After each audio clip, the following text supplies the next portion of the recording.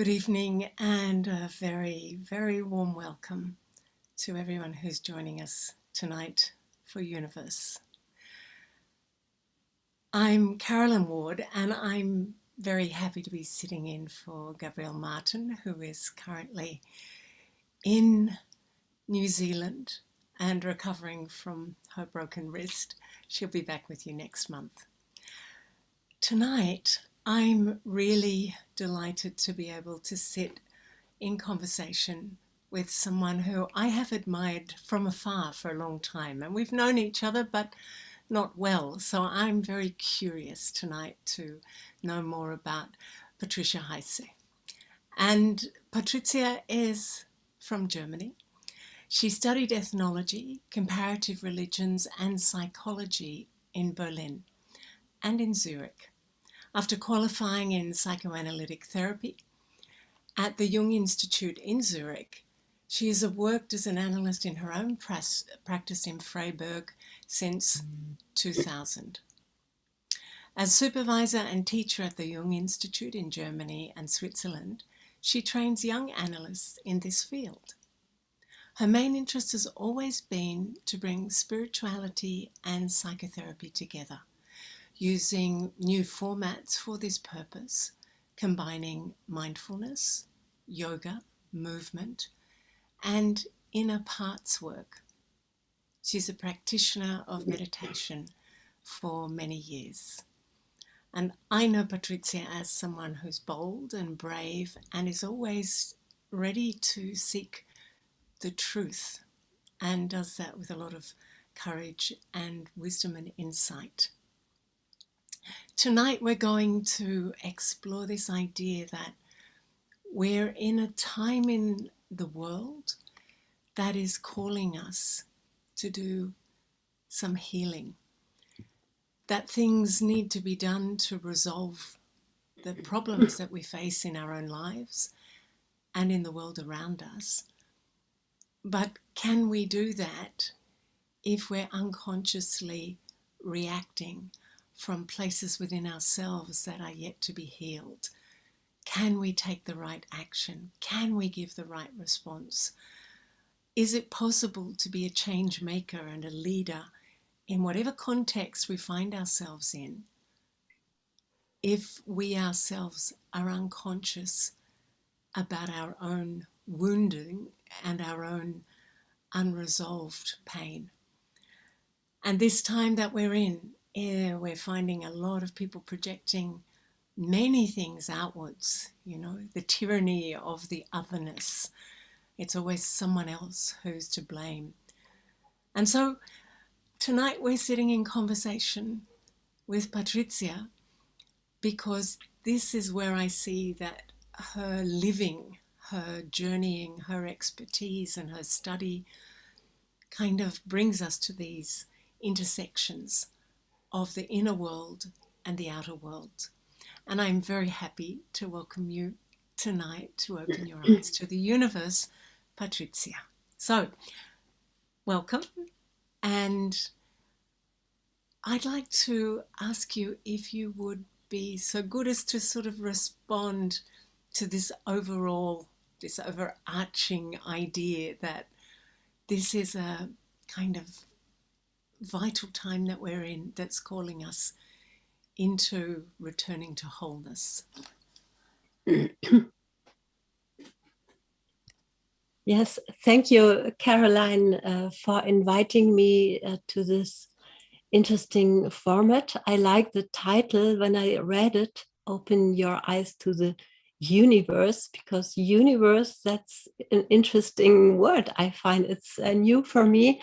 I had to think about it. And I think it is part of the process because we might have looked at the complete universe with you, but now we have to look at our own universe inside. And I think that's also the main topic of spirituality, to turn our view inside. And inside there is something which we cannot always prove scientifically. There are all kinds of feelings, emotions, thoughts, and other intuitions, which are of course now topic to science. Also, scientists are getting now into that field a lot and do research, but it's not so easy to prove something. It's a very individual.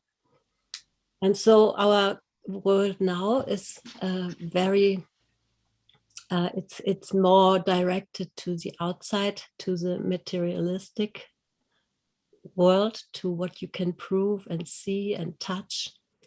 And yeah, we see that it is developing in a direction which many people sense now. For a while already, I think we can feel this growing, somehow, can you say tension, or can you say it's a growing threat also? And first we had the pandemic, which nobody really thought could happen in a way that it happened.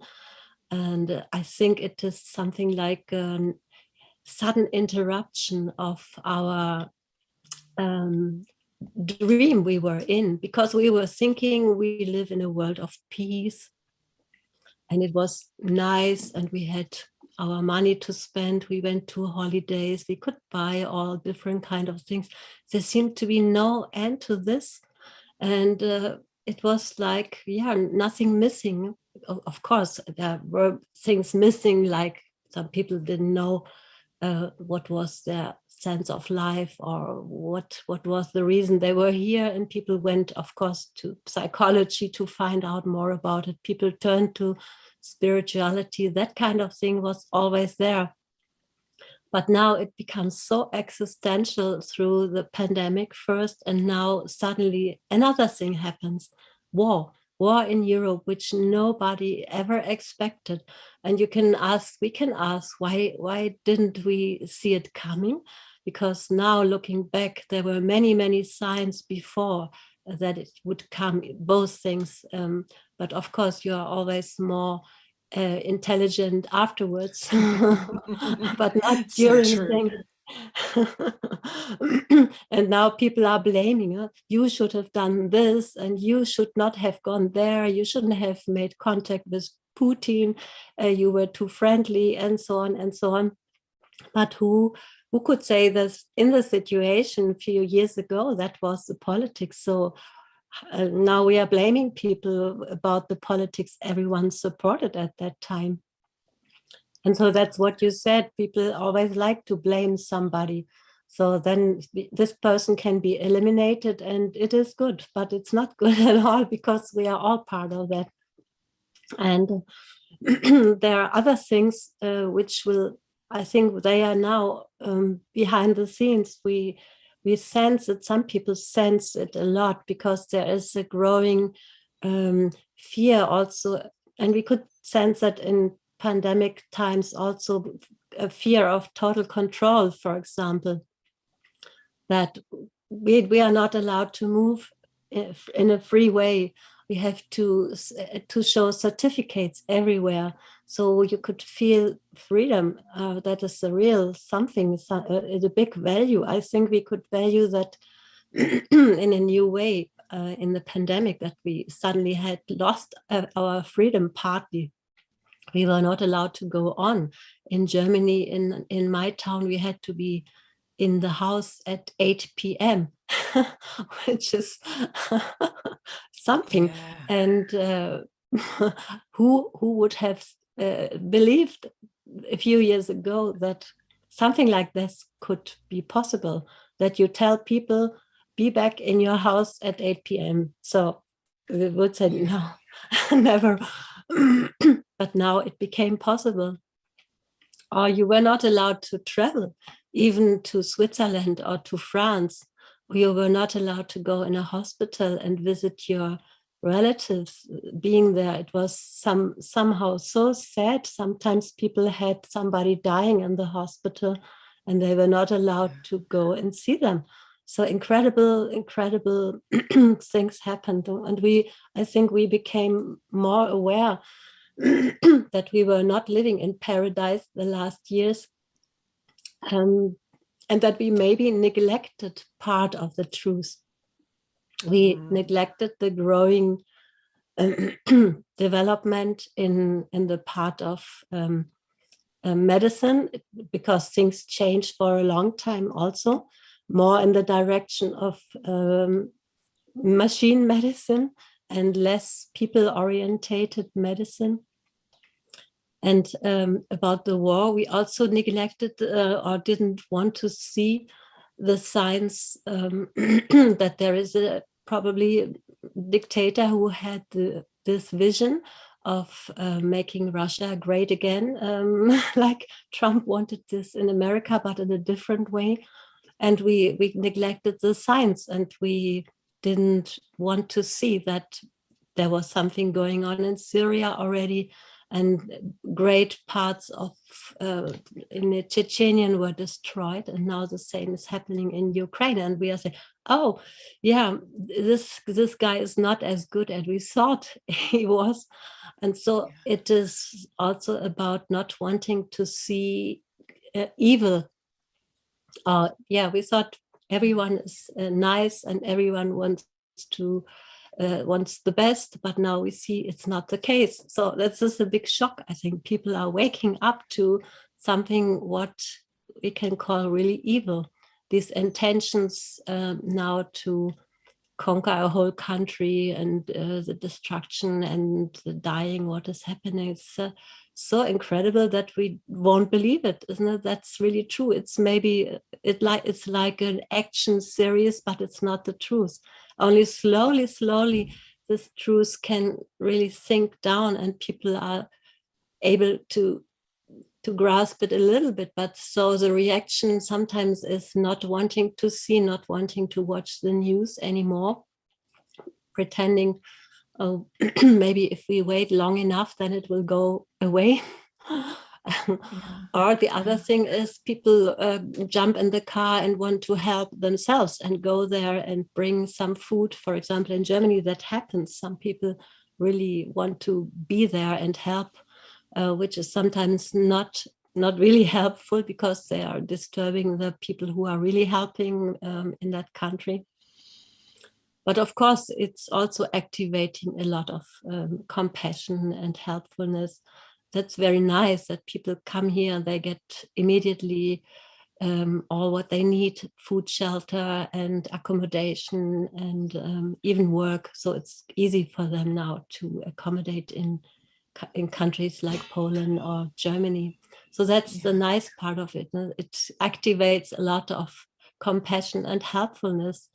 And we are seeing that things are happening, which our ancestors, I think, they found normal, because for them it was always the threat of natural catastrophes, the threat of hunger, not enough food, the threat of a lot of wars in many, many countries. And so only in our generation, maybe only the last 70, 80 years, it was a time of great, we became rich. I think we had enough money, everything seemed so good. And now we suddenly wake up in that disaster, actually. And also the next disaster is coming, because the climate change, which nobody is safe. The war is still in one part of the world, but it affects other parts of the world already, like in Africa and in many, many other parts. We see that people are now suffering because the food chains are interrupted, and other chains, working chains, tourist chains, all that is interrupted. Pandemic and war together. And so there's a lot of hunger and people fleeing to other countries already. And then the climate change, of course, which affects all of us, and which we probably still don't do enough about.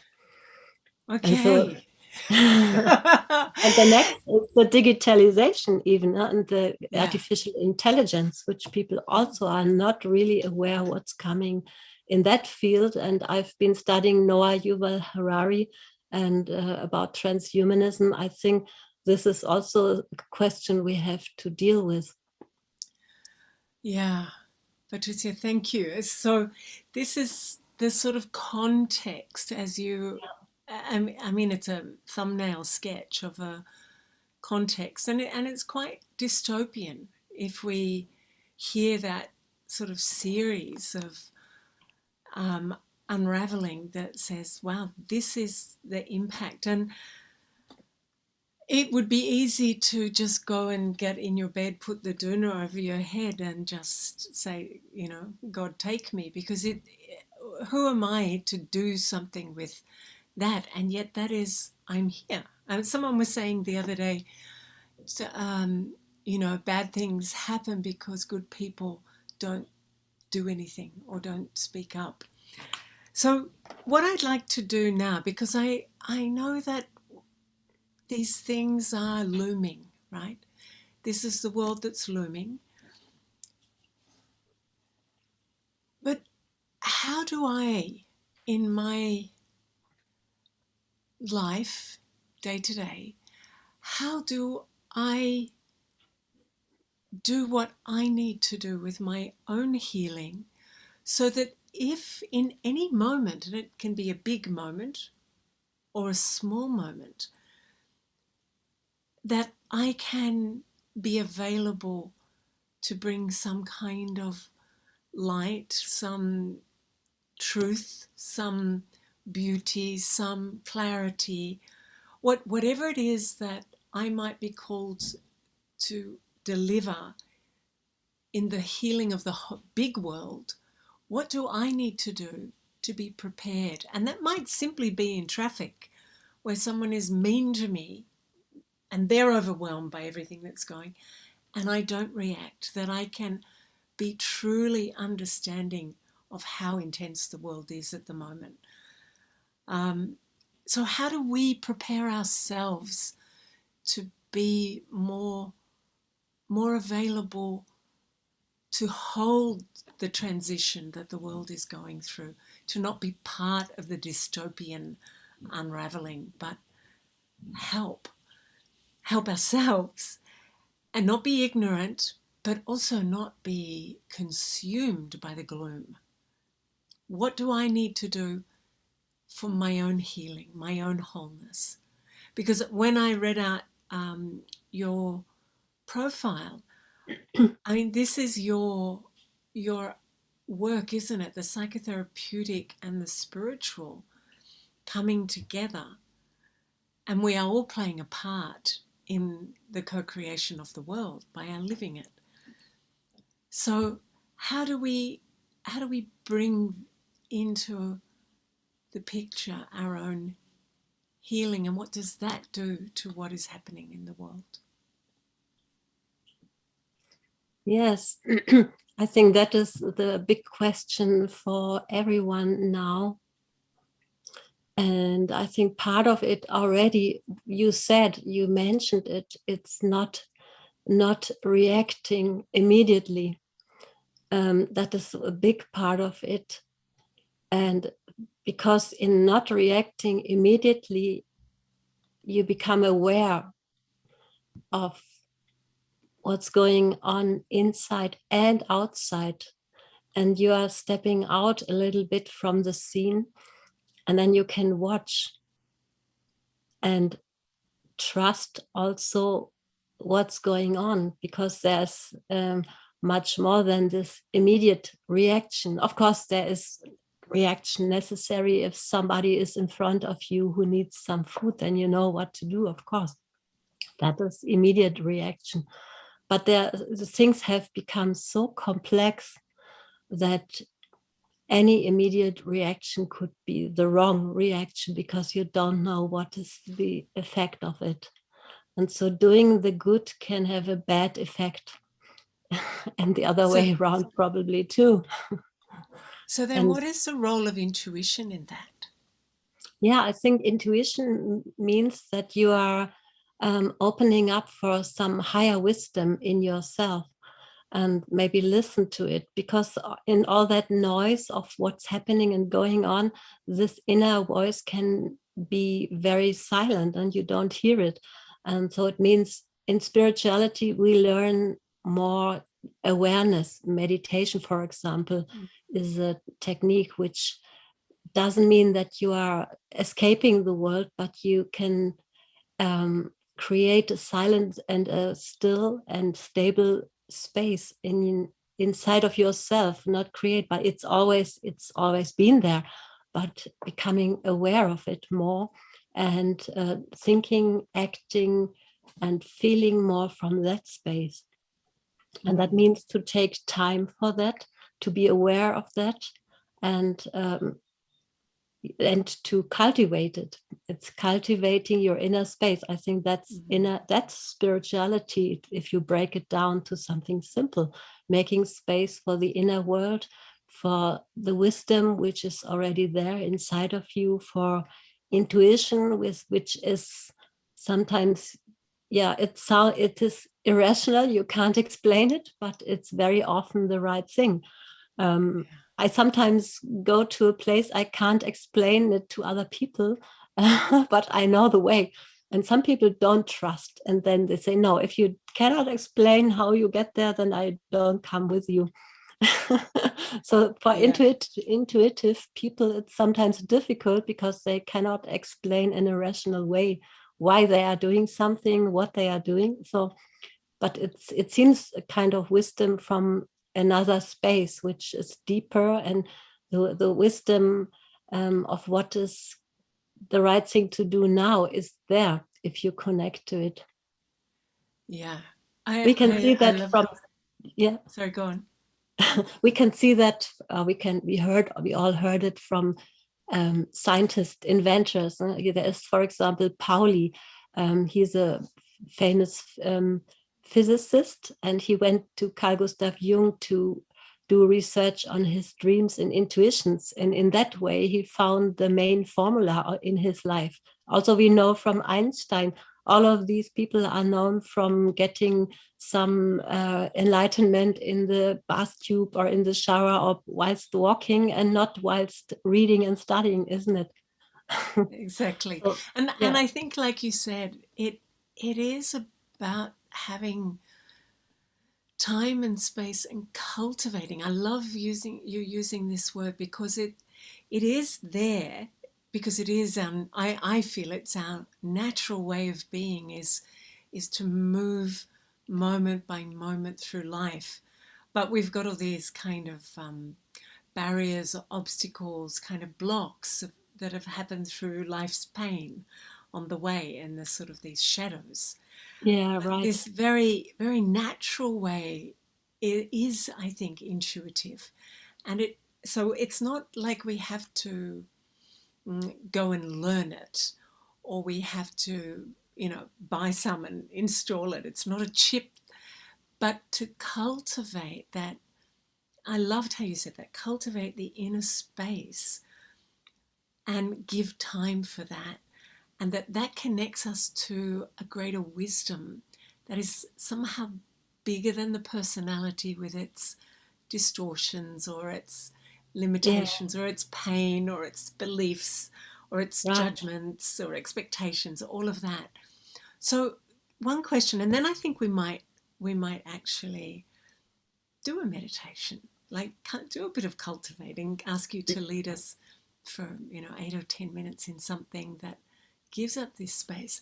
But I want to ask you, for you, and working with people, clients, patients for decades now, what do you find is optimum for a practice around this cultivation, so that it gives you both stability and creativity? It's those two things, and anchors you into self and opens you to something more. Is daily practice? Yeah, daily practice would be the best, of course, but my experience is that for many people it's not possible. or they have to break it down to very small things, which is become now very available. You can load down YouTubes and every kind of material, little mindfulness exercises, which can be done everywhere during breakfast, drinking tea, or going into the garden and just being aware, oh, it's so beautiful, all these flowers, and really be there and smell that smell and see the butterflies and the birds, listening to the birds, just to become aware where you are and what your senses are sensing. Just that is already something. Or during toothbrushing, to be aware, I'm here, I'm brushing my teeth, this is me doing this, and something it brings you to another level of being aware and not just going on automatic pilot. And in psychology, at least in the Jungian, we discriminate the ego, which is necessary and it serves your daily needs. It's not something wrong. And the self, which is something greater, and it contains the potential you can develop still, and which you haven't developed still. And also, of course, the stuff you don't want to see in yourself, what we call the shadow. And mostly it's not something so bad, but we always believe it's a kind of monster and don't want to see it.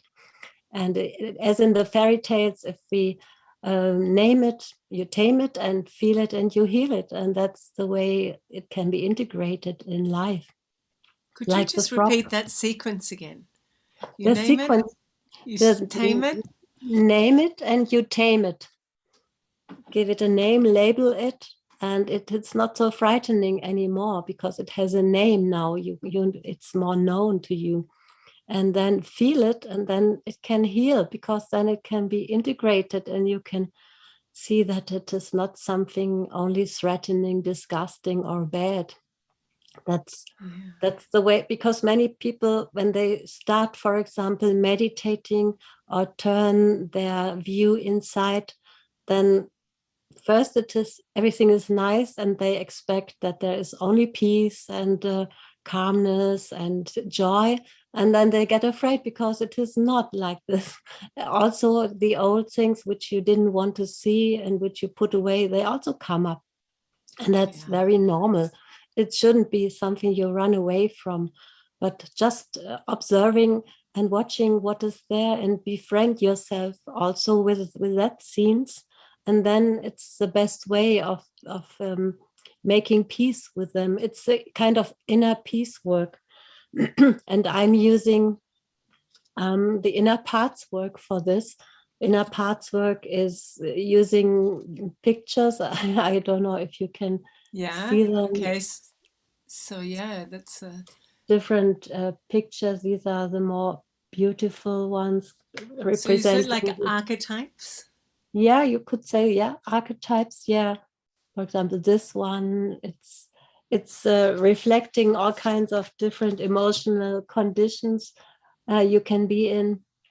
And you can select the ones, the pictures you want to work with, and discover these different parts which are active in different situations in your life. And just by becoming more conscious about it, then they can be more integrated, and it can be seen that they never wanted anything bad for you, but they just got out of touch, or they were somehow banned into your inner psychic cellar, where they now want to come out. And this can be sometimes a little bit heavy, and you can also experience difficult emotions. But if you connect to this more wise and stable inner part, then it's not such a problem to also face that, and it's going away. It's like a weather going away. It's sometimes you have thunderstorms and rain, and then sun comes out again. Just this metaphor is quite helpful also for your inner weather. Lovely. And the more you do this, the more you become also you know more about your inner universe, and then it's maybe first you can not do it for a long time, but then you get used to it and you can do it longer, and maybe you become curious what is there. Yeah. I want to come back and pick up on this because I think that's an overarching idea that I think people can be fascinated by. And maybe we can talk a little more in depth how to use it. Do you need to grab a glass of water? Did I notice? Do you have a drink of water? Yeah, I have. You have one. Okay, that's good. So we'll, but first let's do a little of this cultivating. Let's cultivate something. And Peter we can either just be with, this Yeah. space of silence, or Peter can put some music. I don't know what you'd like. I prepared a little meditation which is practical for everyday life. It's called the breathing space. It comes from a mindful background, and I think it's a universal. It can be used by everyone. It doesn't The need a breathing special space. philosophy. Yeah, breathing space. Maybe Okay, we can just practice this for a few minutes. great. Let's do that. Over to you, Patrizia. Thanks. Okay. So maybe you take your time to sit in a good position. A little bit upright, but still comfortable would be good. And if you want, you can close your eyes, or you just fix a point in front of you. And now you can turn your attention in a benevolent way to your inner world and ask yourself, how am I just now?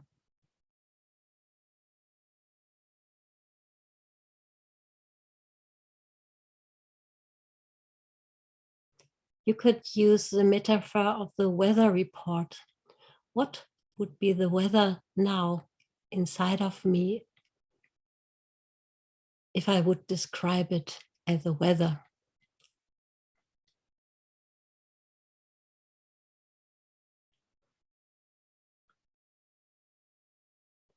And don't think too much about the answer, but let it just emerge.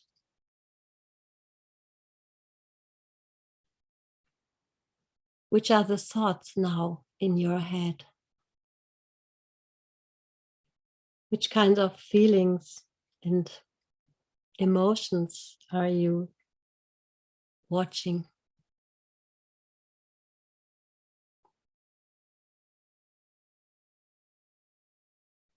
What do you sense in your body?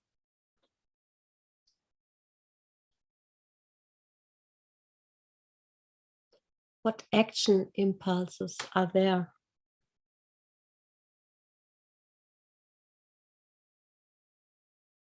Whatever is coming up now, and could you just accept that you feel like you feel in this moment?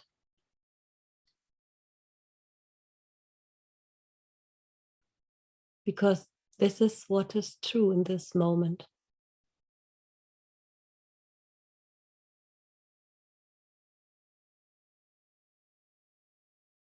Can be helpful to tell yourself, it is okay, I want to feel it.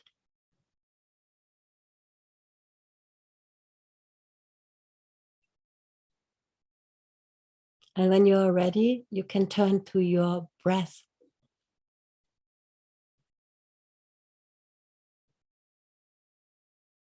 And sense where your breath is in your belly. How your belly is coming up during breathing in and coming down by breathing out. And you can follow your breath for some moments with full attention.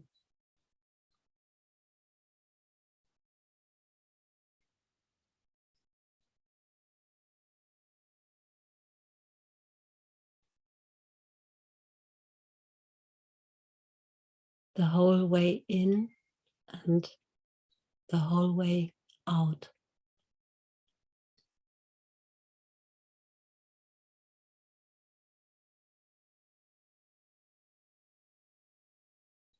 And when you experience that your attention is drifting away, then you can bring it in a friendly way back to your breath.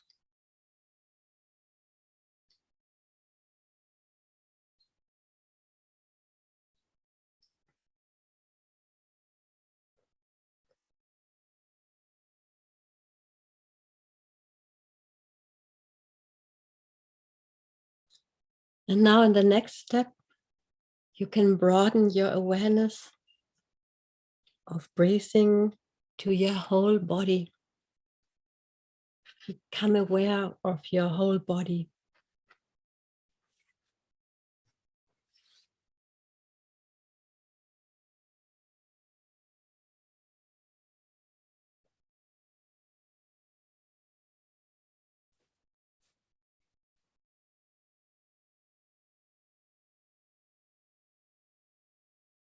You can be aware of contact to the underground where you are sitting, your posture, your face, your expression.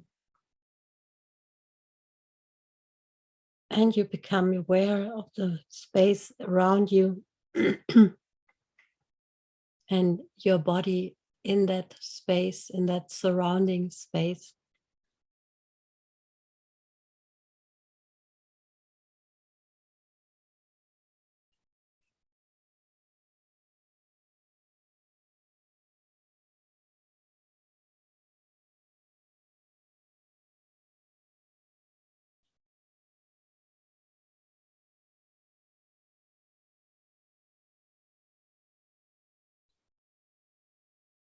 And maybe you can take something from that extended awareness into your daily life and repeat that moment from time to time.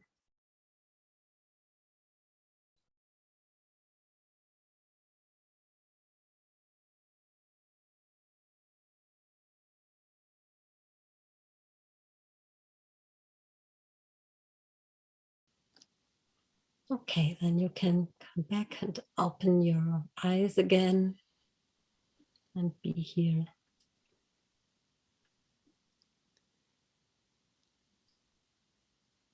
Thank you, Patrizia.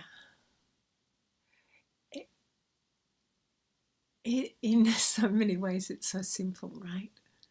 Yeah, yeah, it And should be simple, yes. and don't you think that we live in a world where we think anything that's of value is complicated?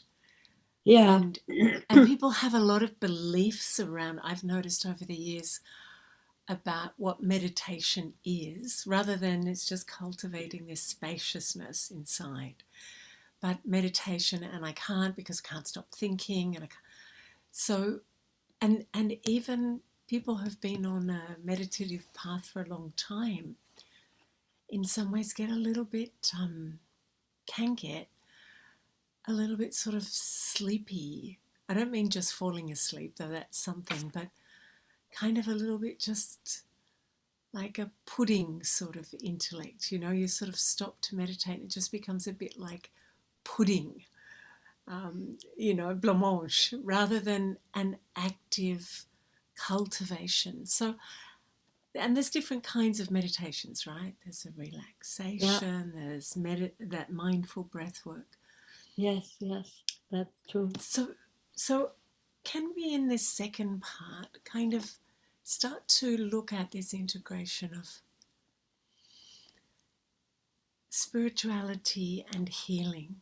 Because I'll just give you 30 seconds of my experience. I remember when I first started on my spiritual journey, you know, it was a big wake up moment, and it was like you, exactly as you said, I started to meditate. I wasn't very good. I did doze off a lot, but I felt amazing, and I thought, this is forever. My gosh, I'm just going to keep feeling more and more amazing as time goes on. And then at some point I thought, no, meditation makes you think negatively. But of course it didn't. It just let me see I already thought negatively. I just never noticed that I did. And then, as you say, as time went on, I started to have these emotions, these energies rise up as I cultivated this inner space. And these were things I had been pushing away and down for decades. And the last thing in the world that I wanted to do was confront them. And my misinterpretation of my spiritual teachings was just detach from all of that. It will go away if I can just go beyond. So there was this quite a strong disconnect. And of course, in some moment, there's no going away, because that's part of the story that you carry. And you have to, I love how you said, you have to turn towards it. You have to start to come to know it, to embrace it. So can you talk a little bit about this? Because most of the people who join us in Youniverse are on their spiritual path, whatever that is. And this kind of blend between, or the marriage, or the complementarity between the spiritual, existential, transcendental, and the human healing part, and where do they blend together? Wow, yeah, that's a big question. Big question. Okay, part one. Yeah, but of course, I see it in many patients who are on a spiritual path, and they come into therapy because they are somehow stuck also on their spiritual path. And also something happens, what you just talked about, that they don't have that experience anymore. It seems to be lost, and they are not sensing this spectacular light anymore, and they are not in these blissful feelings, and they think something is gone wrong now. And they did something wrong, and they are then trying very hard, and the harder they try, the less this experience is there. Because it's not something mechanical. You can't make it. You can just open up, and maybe you have such an experience, but maybe not. I think there has to be the radical acceptance of whatever is there.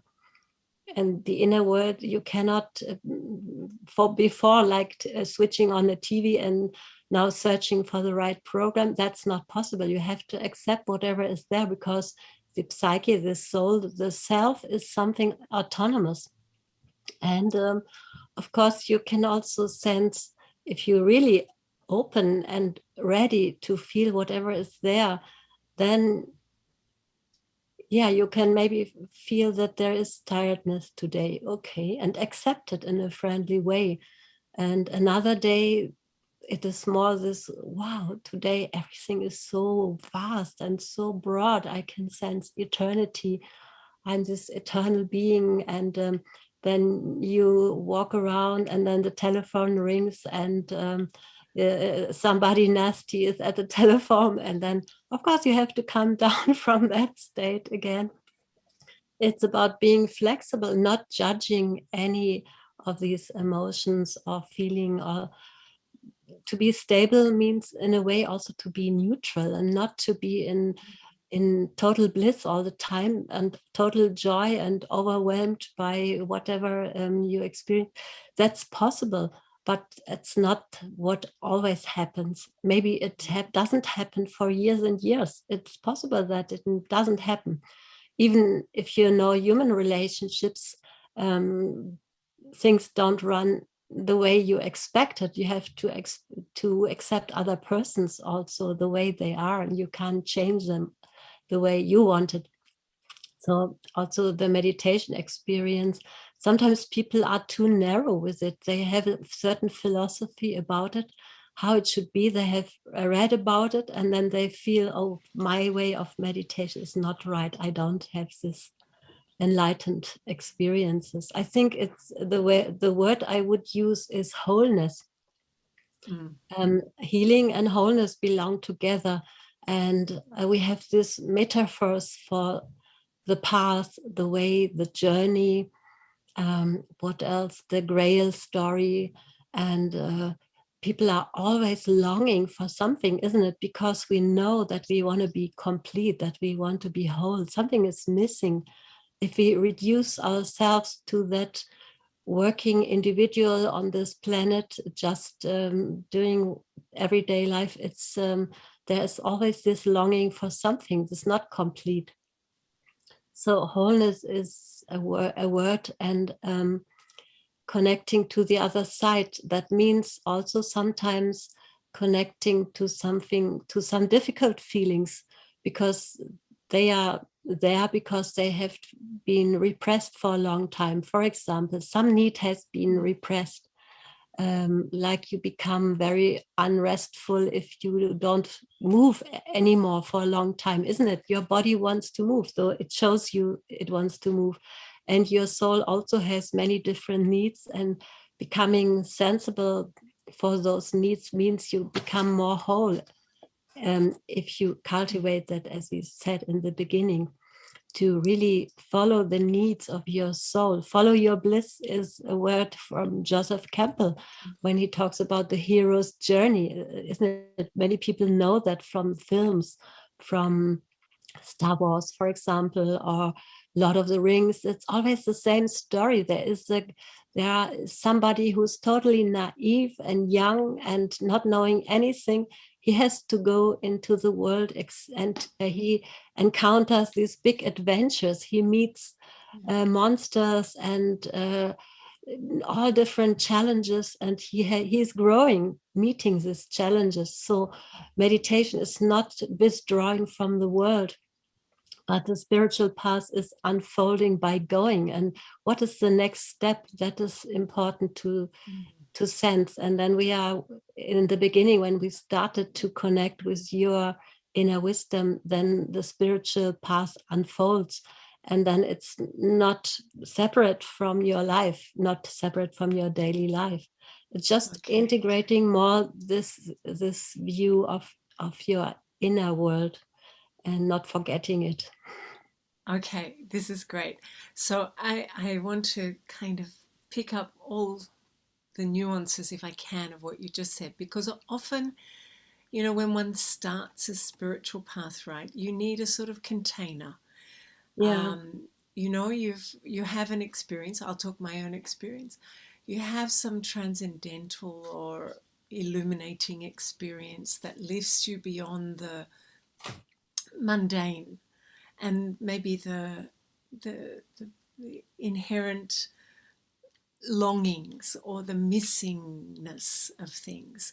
And so you yeah, get this wow. And it's different for different people. It can be a God experience, or it can be just a light experience, or whatever it is for people, name it.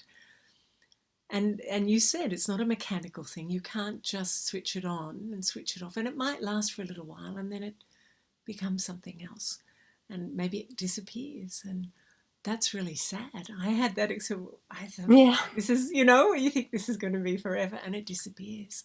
yeah, Um, but I think this something that was, I love the way you say, you turn towards it and be friendly. You be friendly towards it. And I think for me, this was a key moment when I understood. yeah, I started to learn to be kind, because I was hypercritical of myself.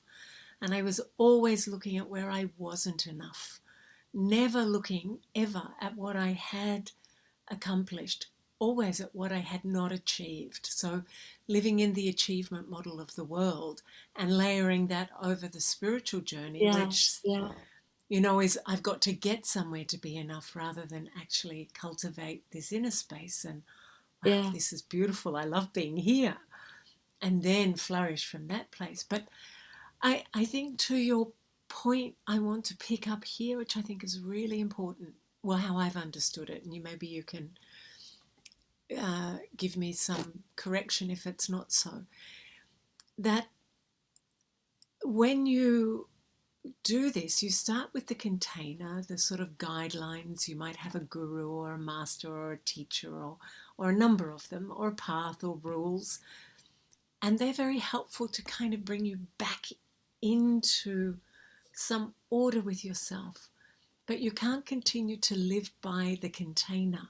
The point of the container is to give you this cultivating space where you then come to start to have the wisdom and the awareness to decode your own journey, which are the emotions that rise up, the wounds, the pain, and the things that come in front of you that maybe feel like a threat or make you angry or jealous or whatever. But that's your unfolding journey, and you can't do that by rules. Yeah, yeah, So that's yeah, yeah, yeah, it's true. And I think maybe you can call this the difference between spirituality and religion, because spirituality is always alive and fluent, and that means it's connected to your own experience. And of course, first when you learn it, you stick to the container, and you think the container is spirituality. But no, it's just a help that you can develop your own spirituality. Like yeah, there are so many important things about what you eat, when you get up, and so on and so on. But it's all only meant to help you to develop your own spirituality, and to also confront your own borders, maybe your own limitations, because then you change the way you lived before to the way now, from that spiritual guideline. yeah. And then you enter the spiritual journey, or the hero's journey, also in that way. But yeah, then it's like you are going in a boat over the river, and somehow then you have to get out of the boat again and continue your own journey. And the boat was very valuable crossing the river, but then you don't need it anymore. And if you start carrying it around, it's very heavy, isn't it? It's a burden then. And it doesn't So, belong to that new yeah, land. It belongs yeah, to the water, the river. yeah, it belongs to the water, right? And religion means that you do things. So you do rituals. Mostly, you go to the church in the morning, on Sundays if you are very religious, and maybe you know this shouldn't be done and that shouldn't be done. That's quite helpful also for many people. It's not something bad. But there is probably no development in that, and it's not so much individual, your own way. You just know for a whole group of people, okay, they shouldn't kill somebody, they shouldn't steal, and all that. It's good that these rules are there, but then sometimes it's coming into conflict also with your own way, where you are in that moment. And so you have to find out what's right or wrong for you. And of course, some of the rules are universal. Everyone would share them. That's probably in all countries and all religions the same. But then that's your special way. And what is bad, something bad for others, might be good for you in that moment. So you have to learn how to discern, and all the qualities and powers which also are taught on a spiritual way. But to discover what is the meaning for you, this is digestion, and it takes a longer time. It's not just an experience in a moment, like many people have spiritual peak experiences. They go for retreats and they have wonderful, these kind of peak experiences, come back and they are completely, wow, that was so great. But in daily life, to integrate it, that's coming down to earth. Not the other thing you could also call spiritual bypassing, because then you avoid situations or people which are so-called bad, or which you are angry about, you don't like. And the more you avoid, then your life becomes very narrow, and then that's your spiritual path. But no, it can't be your spiritual path. It is something away from your path and you are escaping difficult moments or situations. But the real task or challenge is to grow and to transform and to change in these situations, which can be also sometimes not so nice or not a very not a happy moment. You maybe have to go through difficult times also, like we have in Christianity. We have the dark night of the soul, which similar to depression, other kind of disturbances, which are called spiritual crisis. And these are moments which are also there, and more you can also get help for this, because there are people who are experienced now, which hasn't been there 50 years ago, but the last 10, 20 years, this has developed. This is the real fusion from therapy, psychology, and spirituality, that these tools are there now.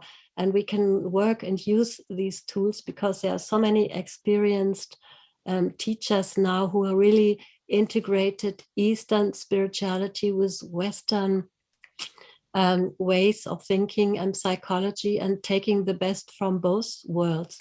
Because we don't have to forget that we are living in a completely different society in the West than in the East, and history and our roots are different. And then we have to use in our complex world different tools like psychology and therapy have now provided, and science, of course, also. So, Patrizia, when you talk about a spiritual crisis, what would be some of the signs? Because I know sometimes I've been with people and they can feel guilty about feeling depressed when they should. It appears they know everything there is to know. They have all the beautiful practices, lovely community, apparently a relationship with God that's supposed to be nourishing, or with their particular path that they feel a lot of loyalty and faith with, but they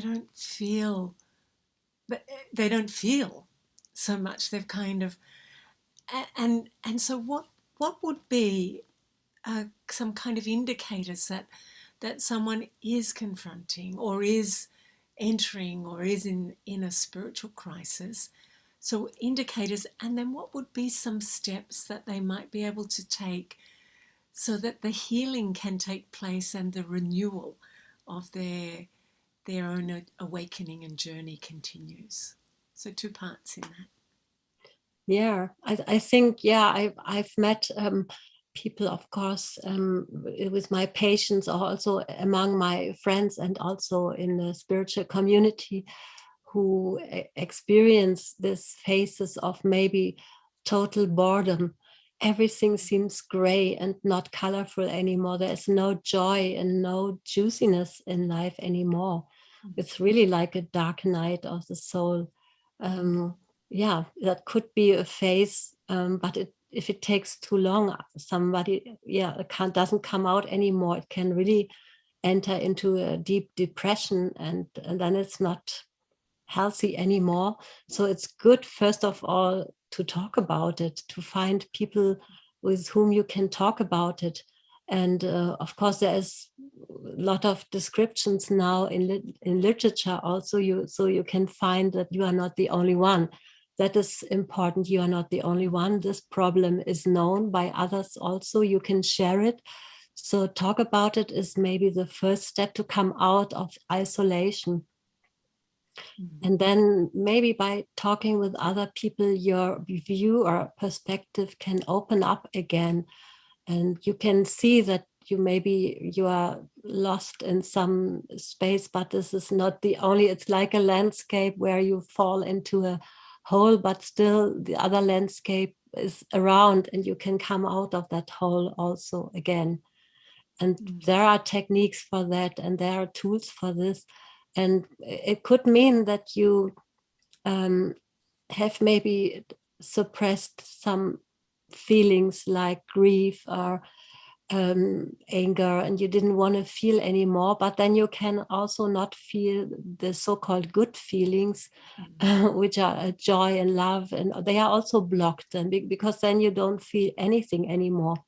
either you're open to your feelings and then they are what they are, like we talked about the weather inside of you, being able to hold it and making space and not identify with your feelings, but making space to contain them. So then you mustn't be afraid of them. There could be also a kind of boredom and darkness for a while, and that's okay. To befriend them and be friendly and in a way compassionate with those feelings can also be an important step to somehow come closer, sit with it, maybe discover other aspects of it, going around it, just exploring. Exploring is one step also in psychology. There you explore your feelings. You don't reject, you don't become enthusiastic, but you explore in a neutral way. How would you do that? Would you have I a conversation with the feelings? Would you Yeah, that, ask for information? Who are you? for Why are you example, here?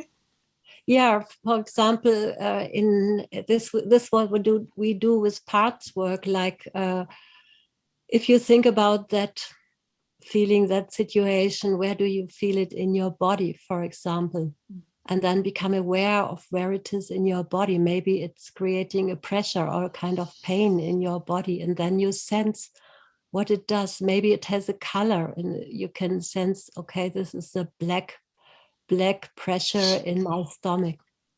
So you already have a container, a kind of description of it, name it. And it is, how is it feeling? What is the emotion connected? It feels threatening. I feel anger, or I'm sad.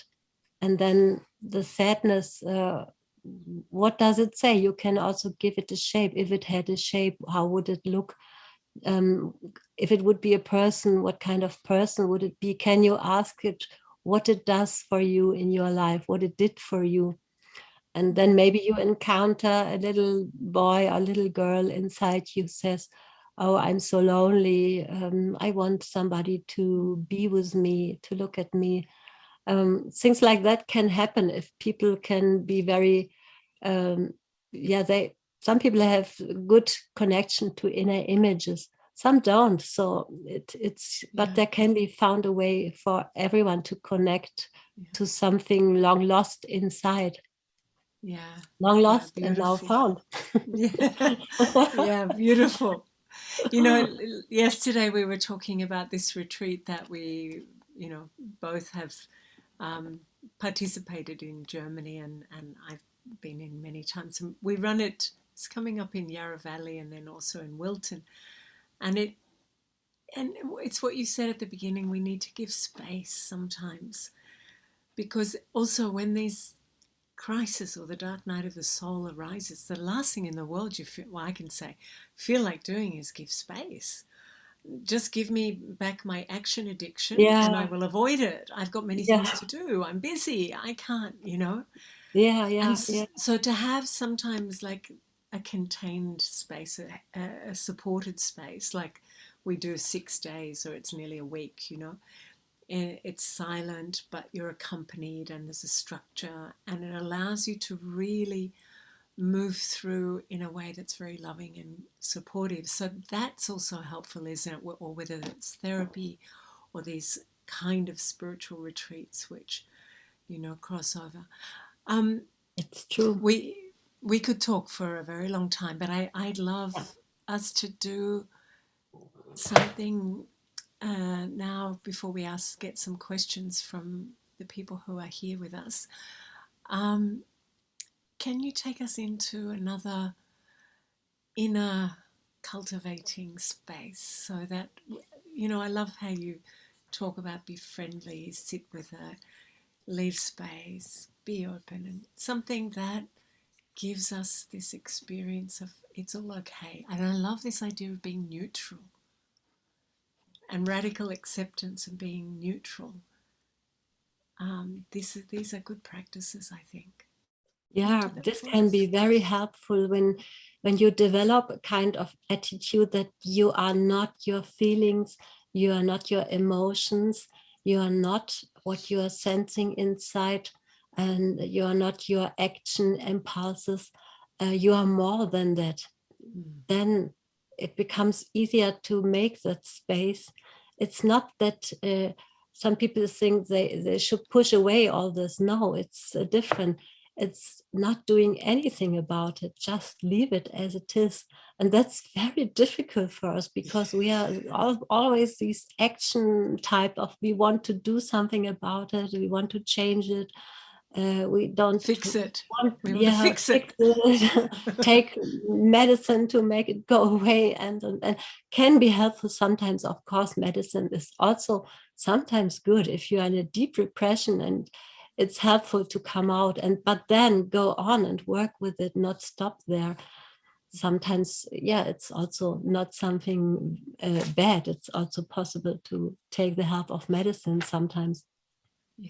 Yeah, but it's important to create that space where you can be stable and react to changing and unknown situations. That's what we all need now, to be flexible in our response to what is happening in the outer world and affecting us in a very sudden and unknown way. So being ready for that means you have to be ready in yourself to confront challenges from the outside. If you are still too busy with what's going on inside of you from 20 years, reflecting these old situations, then you're blocked and you can't react to what's now. Okay, great. So let's go with you to a bit of inner cultivation, shall we? Yeah. And then we'll so come back and see if anyone's got some questions.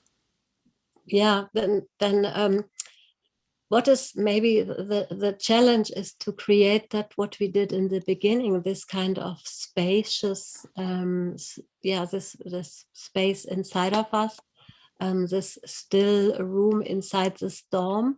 You know that Sarah Eager has written a book, Stillness in the Storm, and take in that space something difficult, and that is a good training to try that. So maybe we can try this now, mindfulness and being aware in a difficult situation or with difficult feelings. So yeah, again, you can sit and just close your eyes if you like, or leaving them open.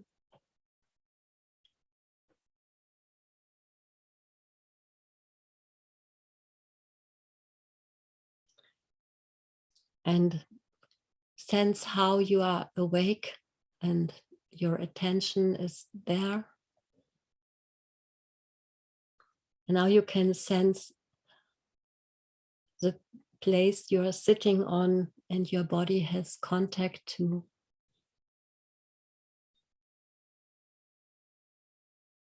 Maybe a hard chair or something soft. And take your time to really feel and sense how it is.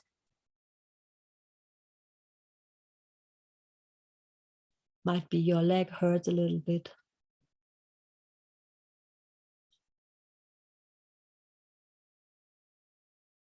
And now I'm inviting you to take your place softly on the waves of your breathing.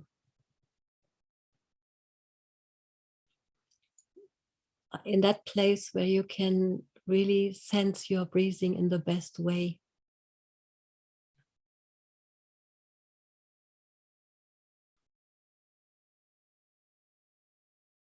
And follow your breath with full attention for a moment.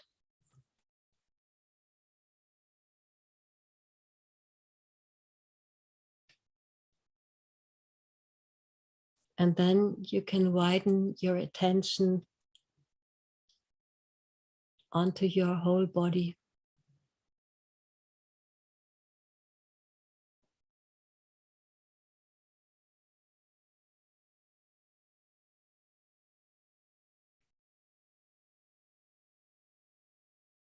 And when you sense that your attention goes to something hurting, something negative, something you're worrying about.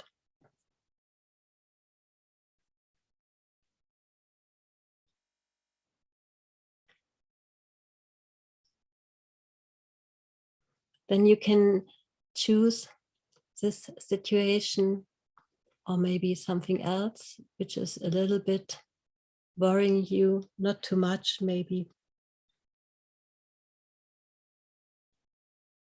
And then you can try to call a problem in front of your eyes, which is maybe taking your attention in this moment of your life.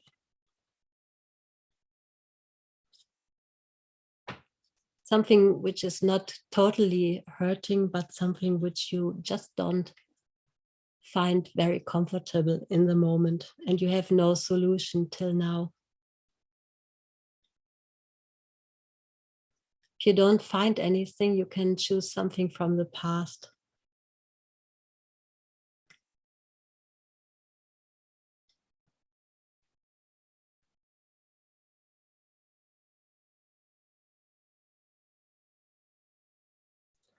The first step is now that you say yes, that this thought is there now. This uncomfortable thought can be there. It's okay.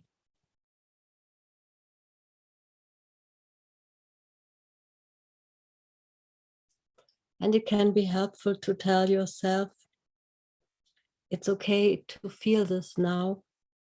Whatever it may be, it is now there. I want to feel it.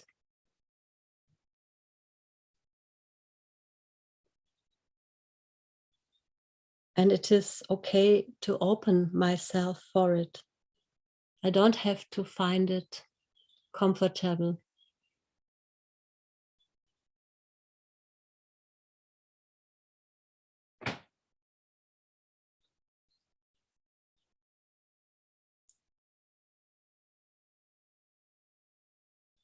So in this way, you become conscious about some thoughts, feelings, or action impulses in connection with that uncomfortable topic.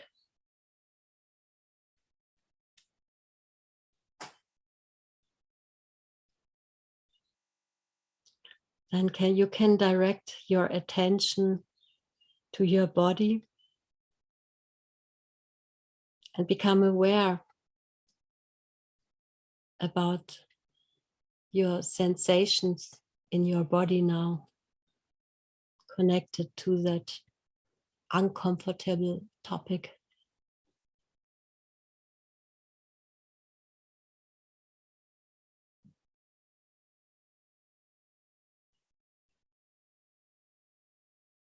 What are you sensing in your body?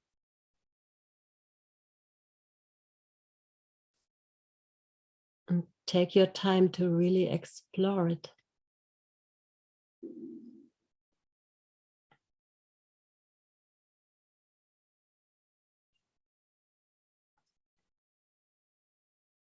Could you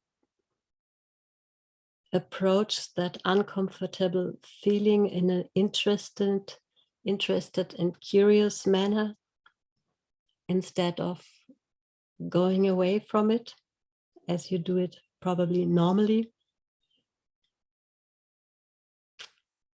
You can now focus your attention especially on that part of your body where this sensing or this feeling is the strongest. How does it feel here?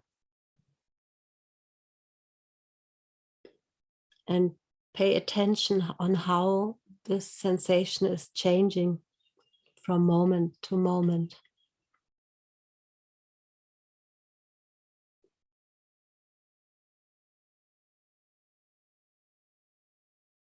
You can also connect your breath to that part of your body and let your breath flow to it. Breathing in letting your breath flow to that part of your body, breathing out, letting that flow come out of that part of your body.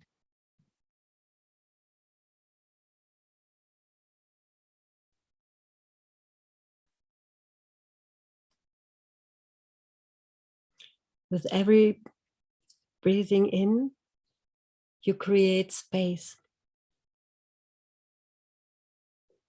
And with every breathing out, you let go.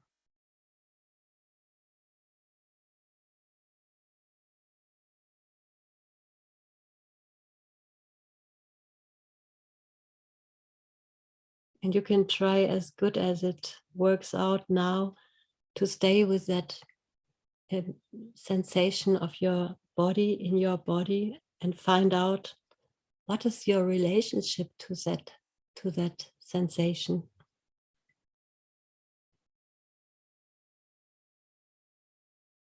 Are you trying to change it? Do you want to get rid of it?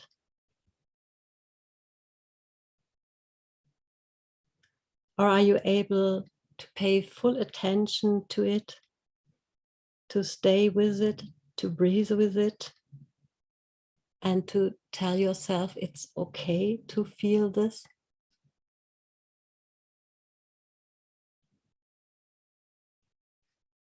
Whatever it is there now, and it is okay to open up for it.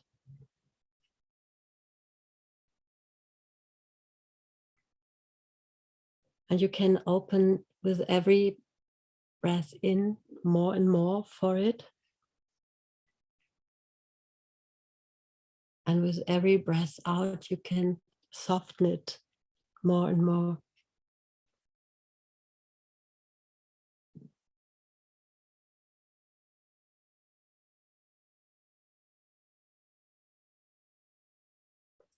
And sometimes it's good to put one hand on your heart space, or both hands on top of each other on your heart,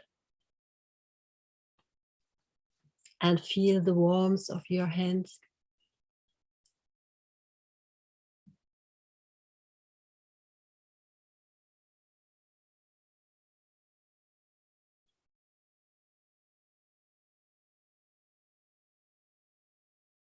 And you can feel the soft rhythm of your breath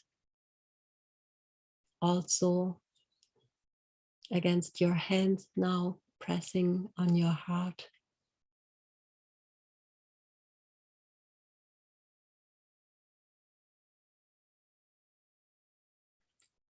And you can sense your heart beating.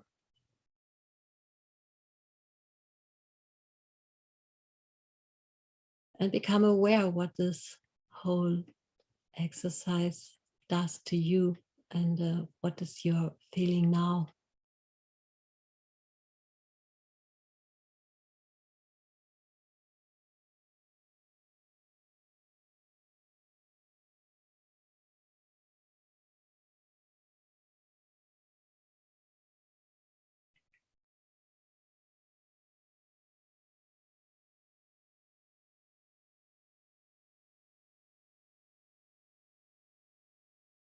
Okay.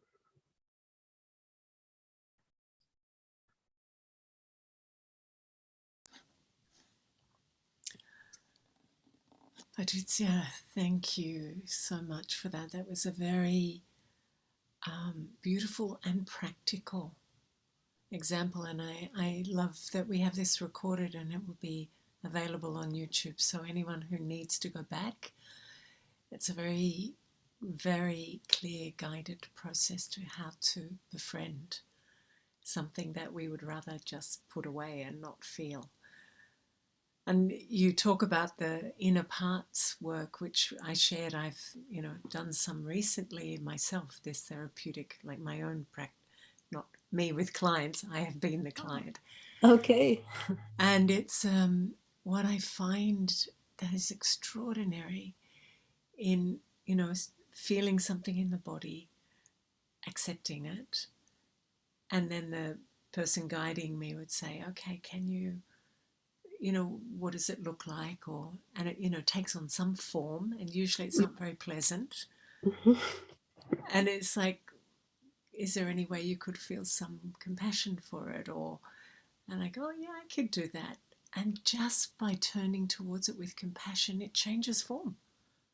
Yeah, It turns into something from being dark and a little bit monstrous to being something free and more, but more, use the word benevolent, like yeah, that yeah. benevolence or that friendliness just, and you find out, like you said, nothing is there to hurt me really. It's just a distortion of some sort. Mm, So mm, thank you mm. for creating that guided pathway, because I think it will be something. I know some of the questions, and we've already answered along the way, the questions that have come in, like, how do I face these things when I already feel negative or depressed? Mm, mm, mhm. And you've just given very practical, step-by-step guidance. So thank you so much. We've come to the end of our time. It seems Oh, impossible. quick, huh? I Yes. know, I know. And then I feel that we could explore, and I love you use this word, just explore, be curious, be with it. Don't become it, but leave the space. Is there Yes. anything that you would like to just, before we close and I share about next episode and some of the books and resources available, is there anything you'd like to share by way of closing? Maybe just short. I think what you just told about your experience with parts were, I think, yeah, that's very important. It's like some former bad feelings which you don't want to have. They are melting like ice cream in the sun, sometimes in the light of compassion, isn't it?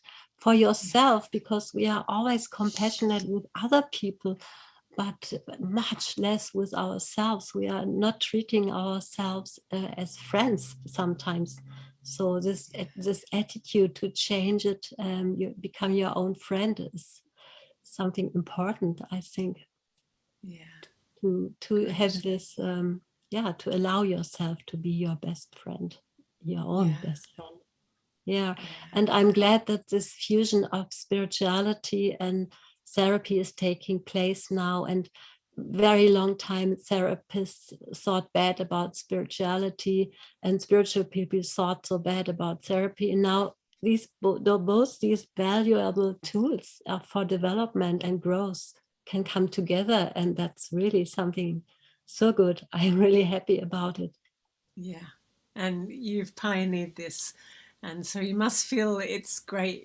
There's a whole tribe of you now, not just, at one or two around the world. So, Yeah, yeah. Patrizia, thank you so much for being with us. I know that there is a vast amount of wisdom and experience and your own practices that you've developed from your own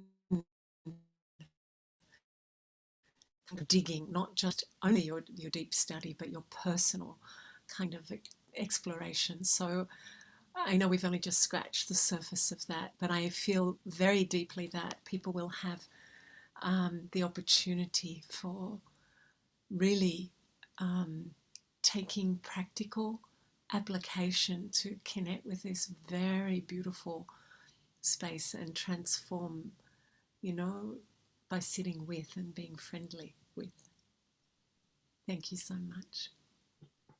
Thank you for inviting me. I really enjoyed the conversation with you and the very good questions you put.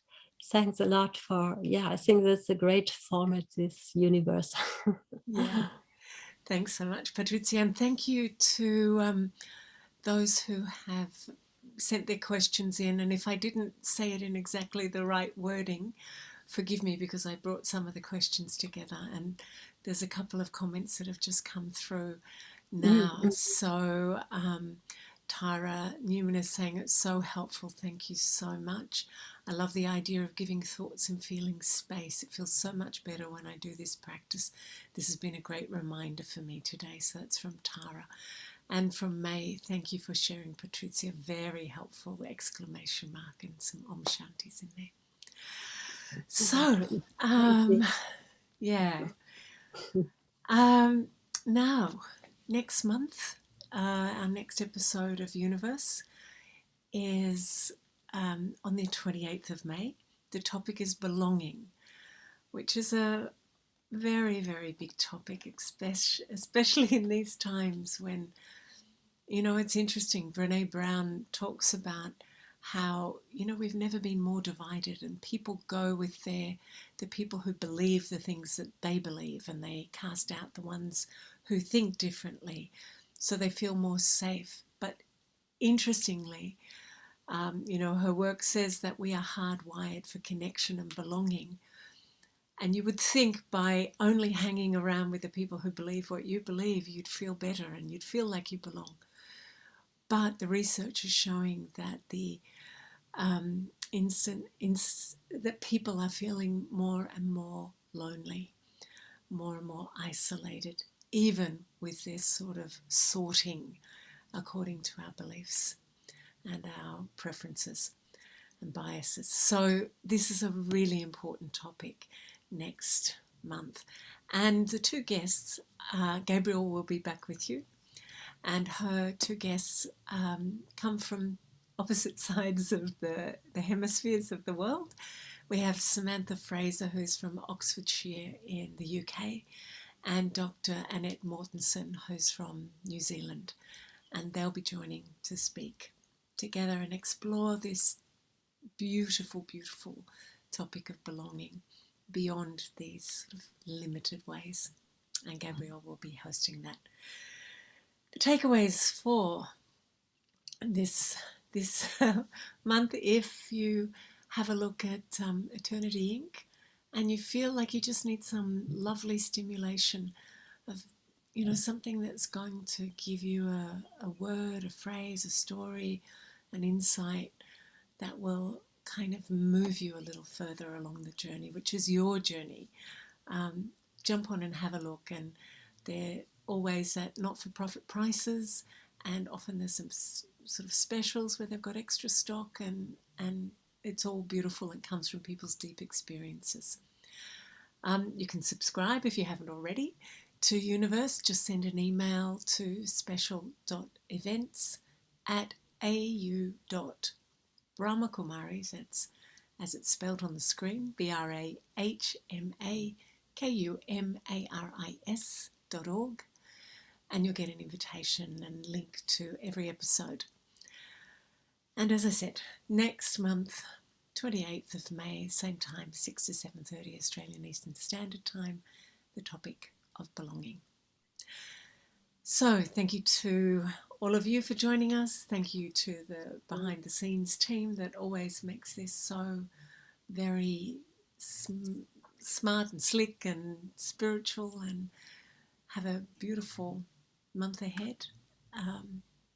And I hope that you found Patrizia's wisdom and tools and guidance as helpful and healing as I did tonight. Wish you all very well and have a lovely night. Bye.